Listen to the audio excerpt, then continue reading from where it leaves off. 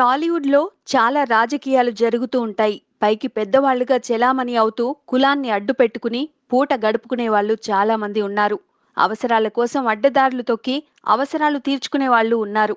అయితే ప్రస్తుతం టాలీవుడ్ కొద్ది మంది చేతుల్లోనే ఉంది అని ఎప్పుడూ చెప్పే ఒక వ్యక్తి అతడి శిష్యుల వల్ల ఒక సీనియర్ నటుడు కన్నీళ్లు పెట్టుకున్నాడు. వాళ్ళ వల్ల చాలా నష్టపోయానని వాపోయాడు. ఇంతకీ ఎవరా నటుడు? ఏమిటి ఆ కథలాంటి వ్యధ అంటే తెలుగు ఇండస్ట్రీలో ఎన్నో అద్భుతమైన చిత్రాల్లో విభిన్నమైన పాత్రల్లో కనిపించి మెప్పించిన గొప్ప నటులు కోట శ్రీనివాసరావు. విలన్, కామెడీ, క్యారెక్టర్ పాత్రలు ఏవైనా సరే తన స్టైల్లో మెప్పించి తెలుగు ప్రేక్షకుల మనసు దోచారు. ప్రస్తుతం తాత పాత్రలో కనిపిస్తున్న కోట గతంలో తాను మంచి ఫామ్‌లో ఉండగా కొంతమంది కక్ష కట్టి మరీ తనకు ఛాన్సులు రాకుండా చూశారని ఓ ఇంటర్వ్యూలో పేర్కొన్నారు.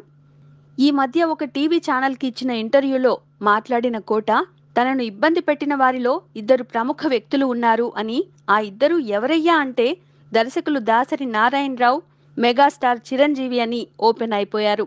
అసలు ఏం జరిగింది అంటే ఆ మధ్య తెలుగు సినిమా ఇండస్ట్రీలో ఓ సమస్యపై కోట శ్రీనివాసరావు దీక్షకు దిగారు. అయితే ఆయన దీక్షకు దిగడం చిరంజీవికి, దాసరికి ఎంత మాత్రం నచ్చలేదట. దీక్ష విరమించమని అక్కడి నుంచి వెళ్లిపోమ్మని దాసరి చెప్పినా కోట మొండిఘటం కావడంతో కుదరలేదు. అయితే చిరంజీవి వచ్చి నిమ్మరసం ఇచ్చి దీక్ష విరమించాలని కోరాడట. దానికి కోట అంగీకరించలేదు.